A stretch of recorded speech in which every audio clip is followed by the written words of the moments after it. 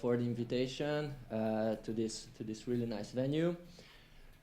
First of all, I would like to tell you a little bit about the vaccine. If you look at my slide here, there is a big difference between this one and the previous ones. Actually, also Matthias had such a background. We removed all the logos from the companies, okay? Because we didn't want to seem to be biased by Boehringer. Actually, my job will be not very easy in this case to make you believe all the results we've obtained. And if I hadn't been the investigator of this study, I would be really skeptic to see and to believe what I am going to show you right now. So first of all, I collected some desired properties of the vaccine that is not existing, okay? But what we could expect from a really good vaccine. First of all, strong induction of heterologous immunity, both at cellular and humoral routes. And for this, complete protection is desired. What am I thinking if I say complete protection? It would be really nice to prevent the infections. I can tell you that most of the available vaccine are not able to prevent the wild type infection in normal circumstances with PRRS challenge.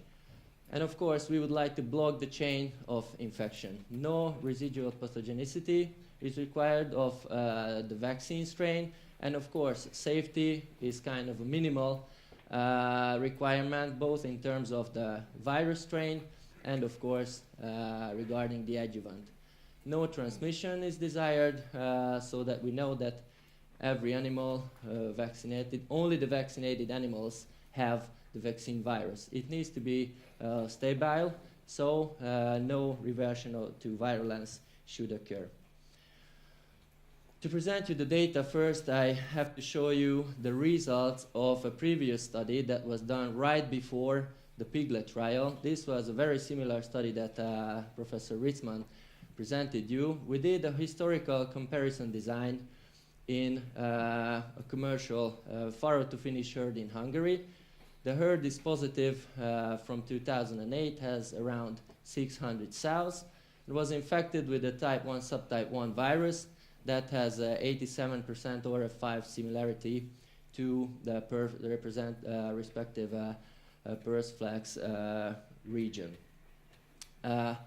They use regular mass vaccination every 4 months with a control product, MLV product, and originally only the sows and gilts were vaccinated in the herds. We collected the same safety parameters, of course, and I have to tell you, we were the first ones to inject this vaccine in pigs outside the lab. So I was really curious.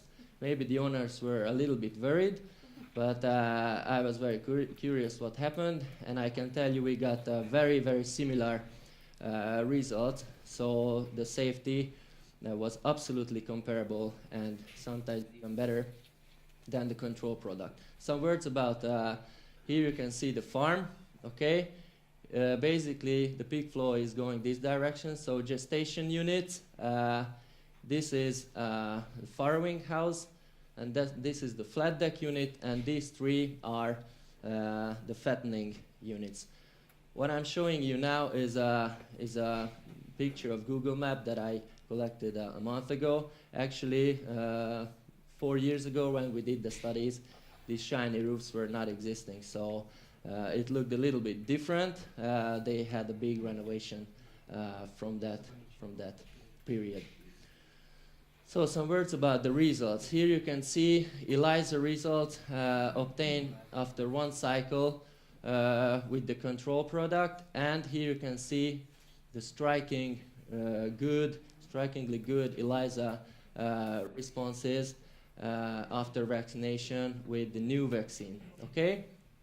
And these are some limited results. Here you can see vaccination with the control product, and here vaccination with the new product. And these are the litters affected.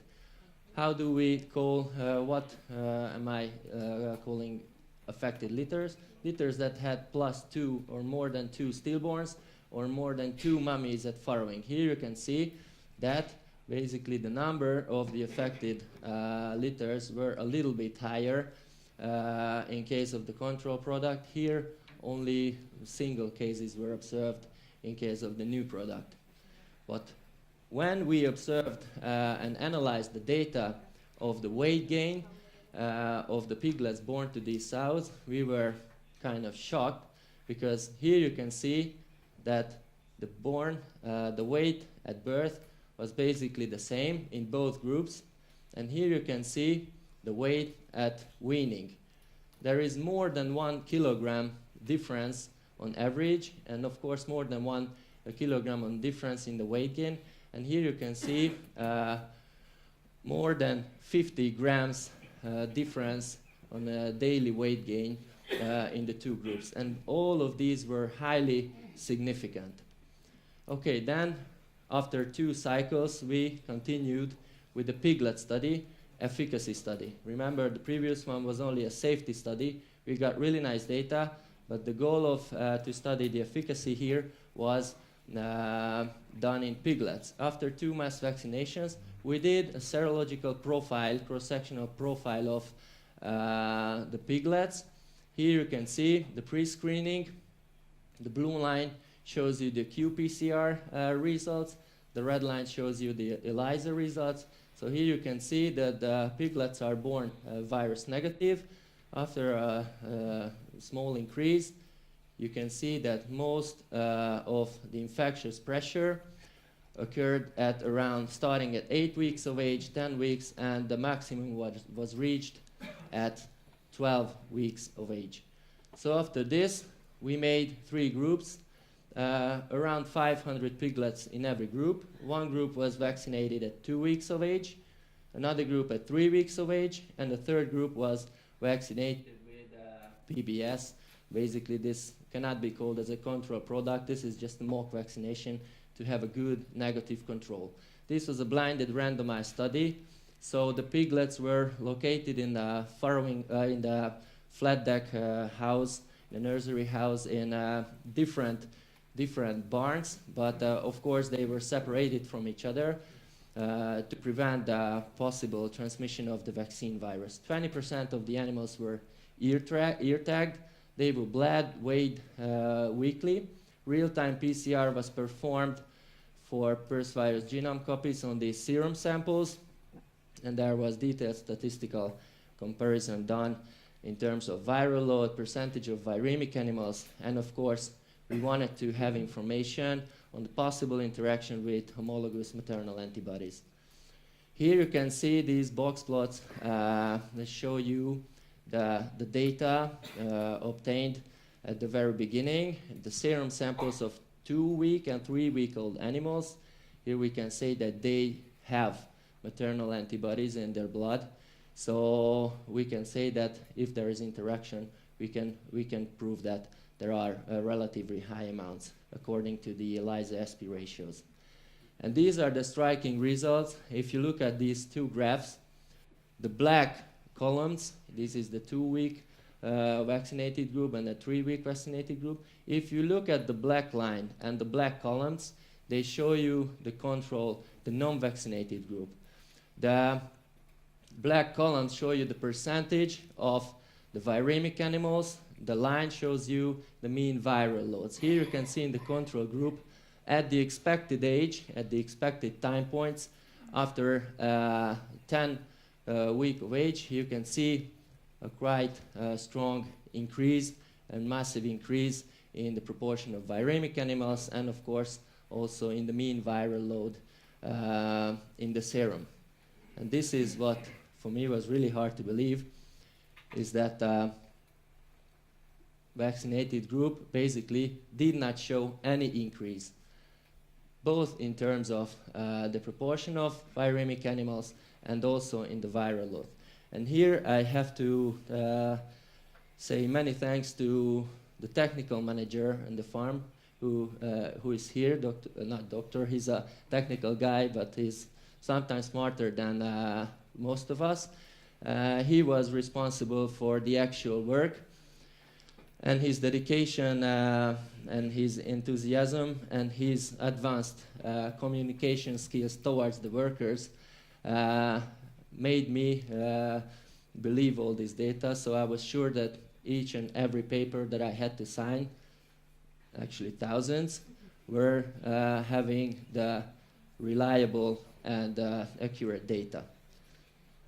We did ORF5 sequence analysis. Altogether, 44 samples were sequenced, and the red ones highlighted show you the ones that were found in the vaccinated group. So here is another proof that there was virological pressure also in the vaccinated group.